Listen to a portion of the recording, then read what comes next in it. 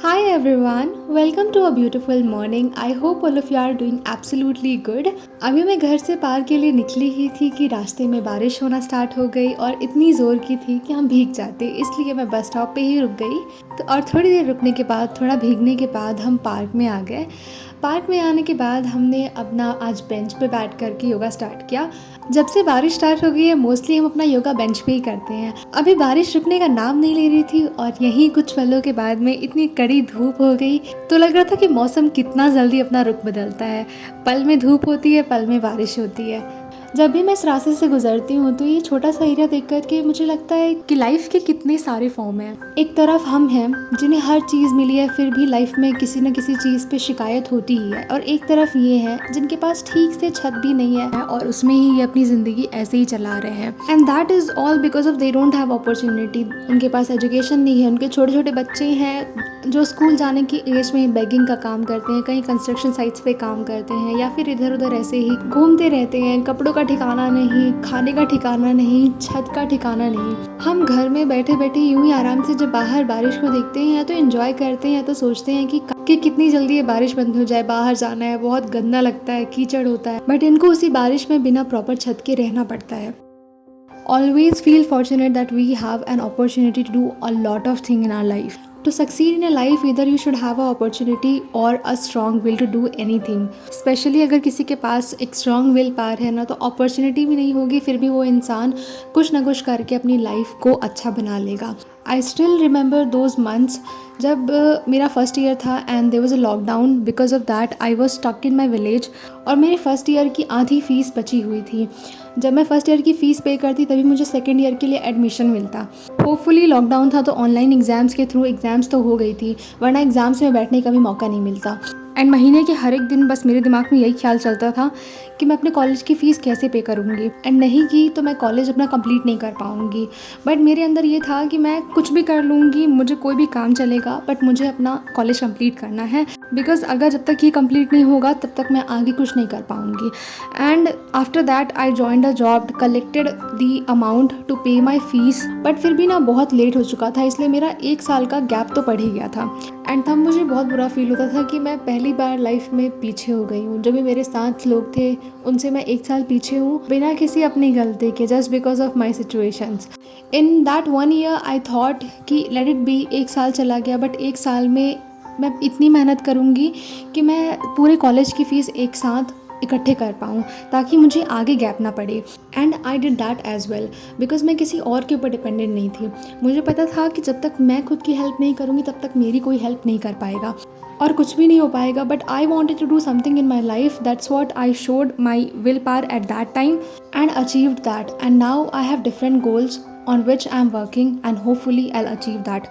And through all these things, I just want to tell you one thing, कि if you have got an opportunity, please don't waste it just like that, because you are extremely fortunate that you have got it. Many people are there who actually want to do something but they don't have adequate resources, and because of that they are unable to do it. So be thankful for all the things which you have and start working. Don't waste the opportunity which you have. और अगर नहीं है तो अपनी will power इतनी strong रखो कि अपनी लाइफ में कुछ कर लो। और सच में अगर अच्छी विल पावर होगी, स्ट्रांग विल पावर होगी और सच में अगर कुछ करने की मन में चाह होगी ना, तो अपने आप चीज़ें होने लगेंगी। Just start the things. यहाँ पे मैंने प्रशांत धवन सर के लेक्चर्स देख करके ख़त्म किए जो कि वर्ल्ड अफेयर्स के रिगार्डिंग होती हैं। And after that I started my sociology का slot. Before this I read some answer copy of toppers and then PYQs of second chapter because today I will be starting that. तो यहाँ पे मैंने lectures देखने के साथ में start किया है। And in between, after completing a particular concept, I pause the video and hand in hand I make the note as well. I got a comment regarding the optional कि मैं optional कैसे cover कर रही हूँ। तो basically I'm watching the freely available lectures of sleepy classes on YouTube, and after that I read the booklet of Vikash Ranjan sir.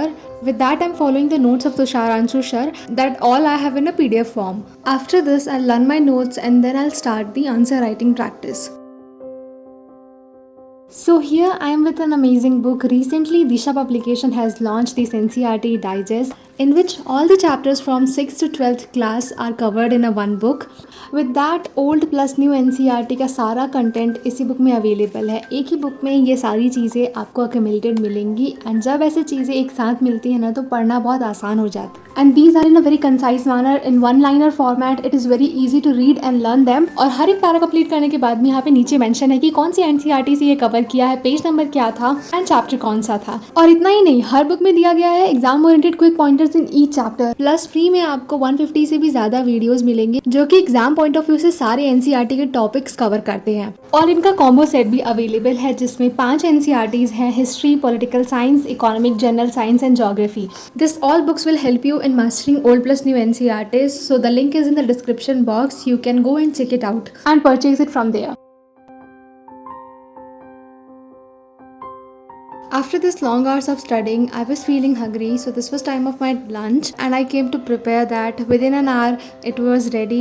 I enjoyed it and after that, I took a rest of hour और उसके बाद मैंने अपना आकर के वापस से slot continue किया क्योंकि मेरे लेक्चर्स बचे हुए थे।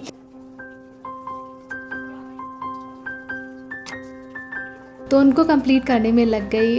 तो मैंने अपना प्लान कुछ इस तरीके का बनाया इस ईयर के लिए कि अगस्त और सितंबर में एक्सटेंसिवली मैं सिर्फ और सिर्फ सोशोलॉजी करूँगी, साथ ही में current affairs and few here and there वाली चीज़ें, not any GS subject, because I am planning to join a coaching. And उसमें क्या रहता है ना कि सारी चीज़ें इकट्ठा एक जगह पे आपके सारे रिसोर्सेज अवेलेबल रहते हैं, आपको किसी भी चीज़ के लिए ना इधर उधर भटकना नहीं पड़ता है, which saves a lot of time. But right now the same problem is there, I don't have a sufficient amount to pay the fees.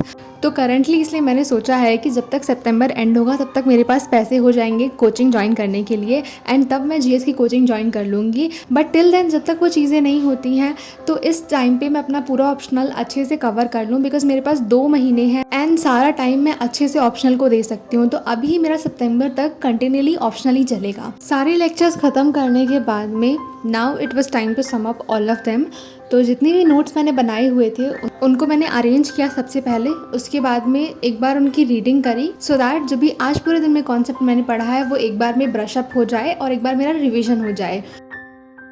तो आज का ब्लॉग यहीं पे एंड होता है। Keep working hard and stay dedicated. With this only you would achieve what you want. All the best. Thanks for watching. Bye bye. Take care of yourself. See you soon upcoming vlogs. Till that time, keep smiling and keep shining.